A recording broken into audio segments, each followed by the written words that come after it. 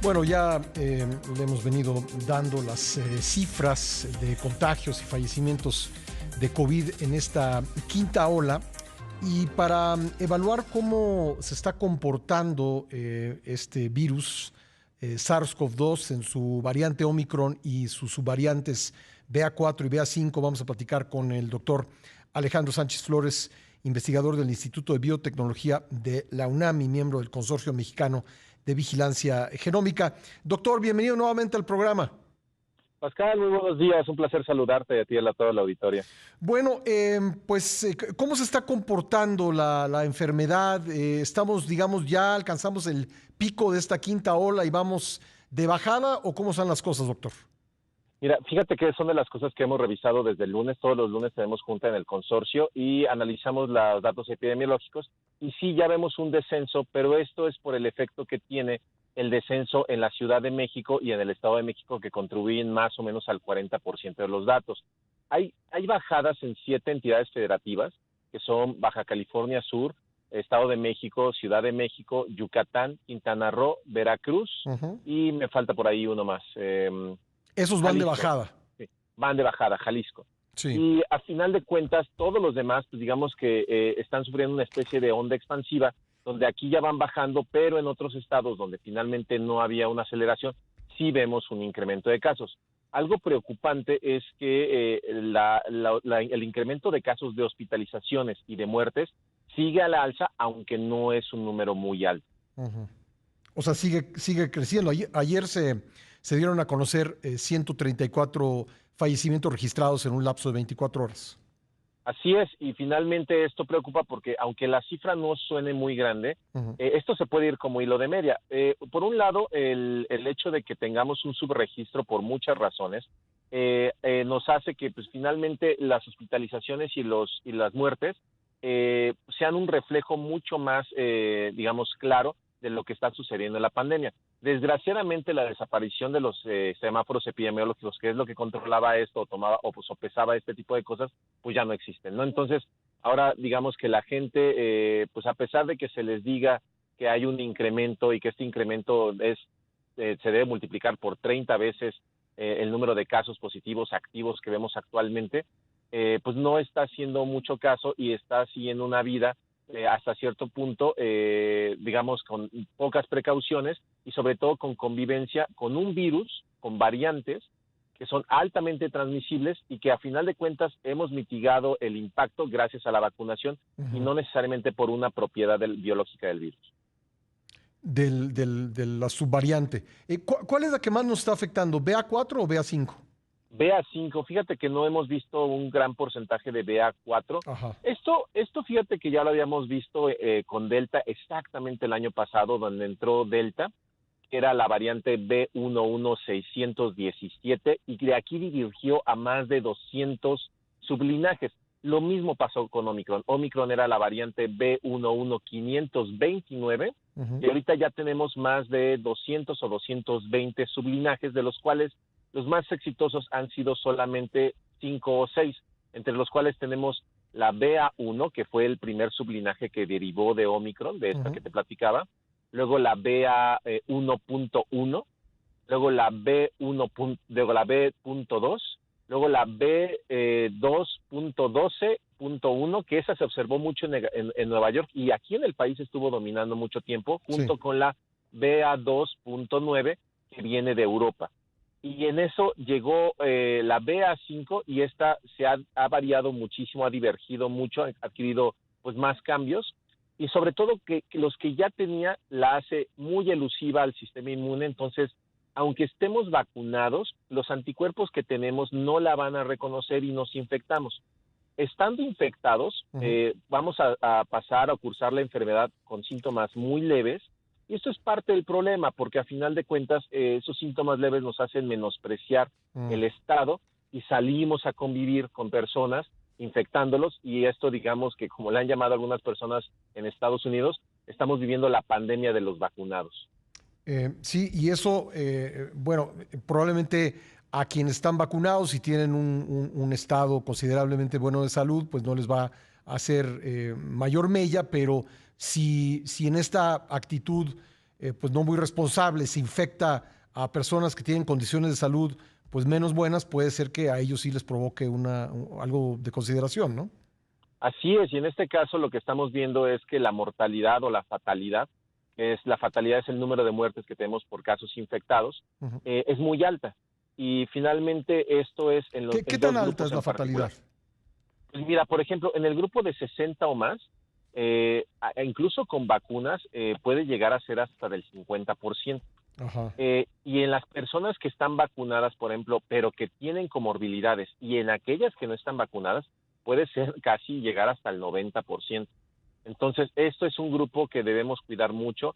Los refuerzos ayudan, pero hay que tener mucha conciencia de que después de los 60 años, la inmunidad empieza a menguar. Uh-huh. Entonces, esto que vemos en general en toda la población que se infecta, pero sufre síntomas leves. ¿Por qué? Porque su respuesta celular, que son los linfocitos tipo T, Uh-huh. dan tiempo al cuerpo de que hagamos nuevos anticuerpos y neutralicemos el virus al cabo de 4 o 5 días. Uh-huh. Y justo una de las recomendaciones que se está viendo ahorita es que aunque la CDC diga que con 5 días ya puedes salir a hacer tu vida normal, se quisiera extender a 10, porque finalmente se ve que aún con 10 días el 24% de las personas puede tener virus infectivo A ver, es sus aerosoles. importante que me repita este dato porque sí estamos viendo que hay personas que después de haberse infectado a los 5 días están volviendo a sus actividades. Entonces, la recomendación, doctor, es 10 días.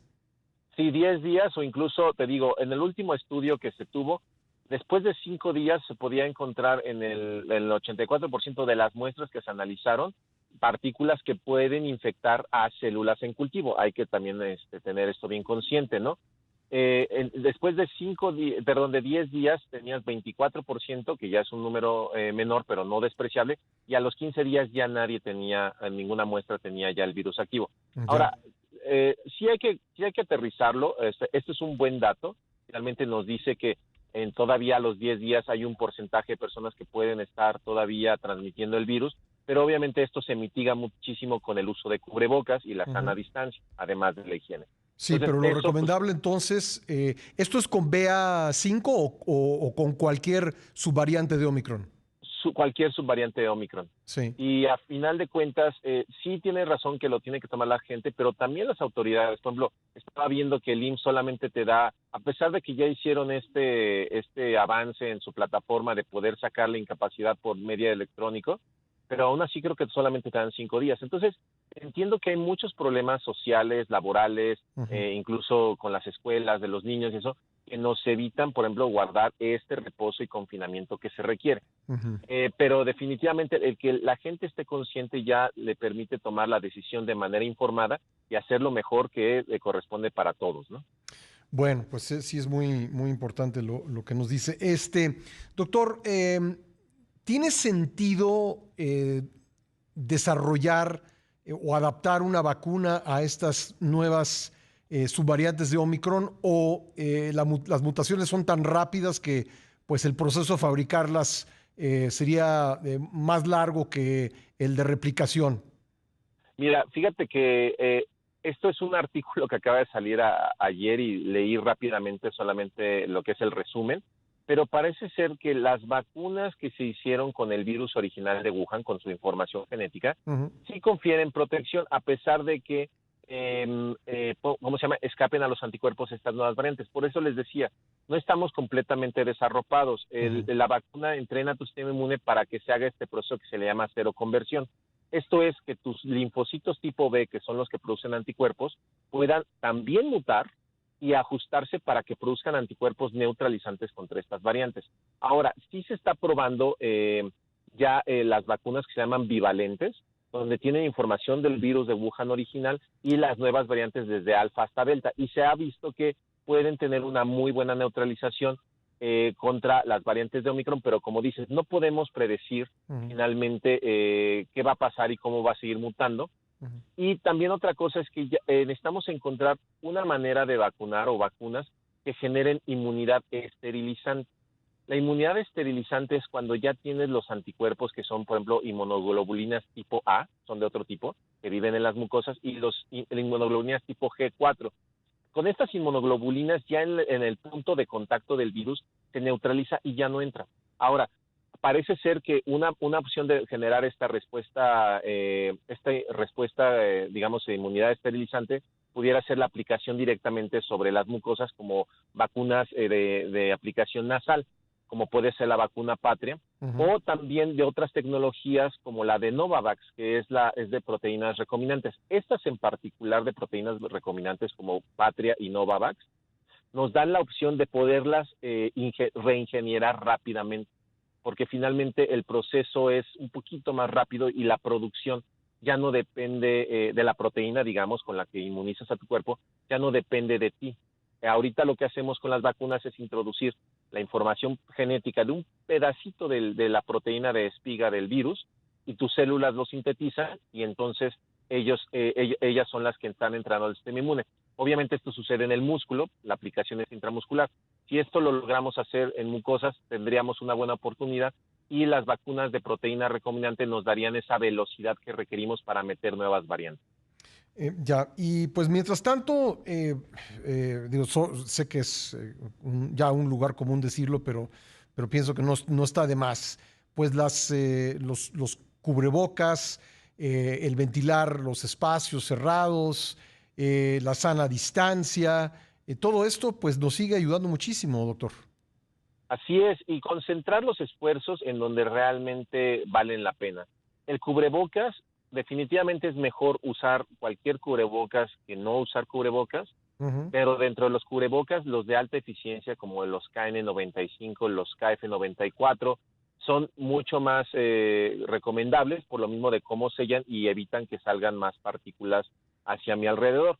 Y obviamente ventilar los espacios. Yo siempre he abogado muchísimo por el uso de medidores de CO2 como una medida indirecta de ver qué tan viciado está el aire. Sí. Creo que muy pocas personas o muy pocos establecimientos los utilizan, pero es una opción, es una herramienta un poco infravalorada que deberíamos estar usando, y incluso hasta purificadores de aire, ¿no? O sea, los aires acondicionados ya tendrían que tener filtros EPA, que son estos filtros que filtran partículas o muy pequeñas, y purificadores de aire que también tienen estos filtros. Todas estas herramientas, sobre todo si no podemos cambiar la arquitectura de un lugar para ventilar mejor, son herramientas que podemos usar. No son baratas en algunos casos, pero tampoco son incosteables, y el costo-beneficio de salvar vidas creo que lo justifica. Bueno, y por último, recuerdo cuando en alguna de las olas que nos han tocado, pues digamos, la manera en que comenzó a propagarse por el país fue a través de los destinos turísticos, las playas, los balnearios a los que llegaban visitantes internacionales.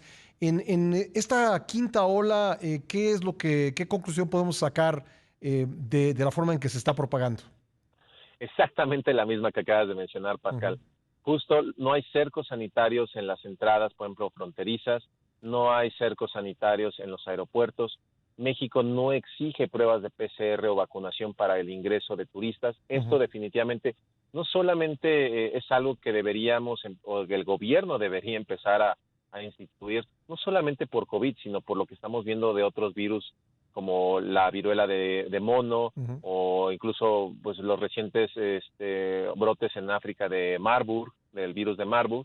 Entonces, hay muchas enfermedades zoonóticas que nos van a empezar a impactar si no introducimos cercos sanitarios, si no tomamos, y el mensaje por parte de las autoridades no es fuerte, vamos a tener nuestros problemas. Siguen entrando por los puntos, digamos, neurálgicos, que son Ciudad de México, Quintana Roo, la frontera norte, es por donde tenemos más casos o donde empiezan a introducirse las variantes. Pues, doctor, siempre un gusto y un privilegio poder conversar con usted. Muchas gracias. No, muchas gracias a ti, Pascal, y ojalá puedas darme más espacio aquí en tu encantado. noticiero. Encantado. Usted siempre está invitado aquí, doctor, así que estoy seguro que vamos a estar charlando muy a menudo. Gracias. Gracias. El doctor Alejandro Sánchez Flores, investigador del Instituto de Biotecnología de la UNAM y miembro del Consorcio Mexicano de Vigilancia Genómica.